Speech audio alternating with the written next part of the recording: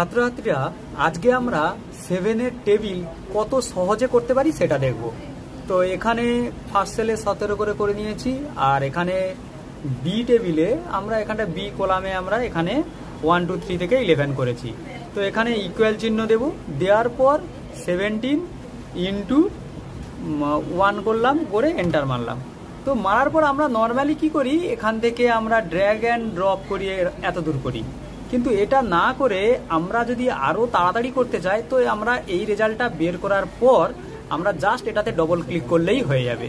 ঠিক আছে, তো তারপরে আরও একটা শর্টকাট দেখাচ্ছি।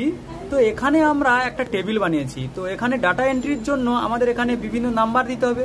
তো আমরা নাম্বার দেওয়ার জন্য নর্মালি আমরা শিফট কি চিপে, আমরা যদি কিবোর্ডে করতে চাই এখানে শিফট কি চিপে আমরা এই অ্যারো কিগুলোকে করলে আমাদের ওখানে দেখুন সিলেক্ট হয়ে যাচ্ছে। এবারে নিচের অ্যারো কিটা মারলে এখানটায় সিলেক্ট হয়ে গেল। এবারই আপনি নাম্বার মারলে খুব তাড়াতাড়ি হবে 40। তারপরে এবারই ট্যাব মেরে যান, ট্যাব মারলে ওই এরিয়ার মধ্যেই সমস্ত কিছু হতে থাকবে। দেখুন আবার পরপর নিচের ট্যাবে চলে এসছে। তাহলে দেখলেন যে অন্য কোনো দিকে আর যাচ্ছে না, এখানে আমাদের সিলেক্ট করা অংশের মধ্যেই এটা সিলেক্টিং হচ্ছে। তো এই ছিল মোটামুটি আমাদের শর্টকাট।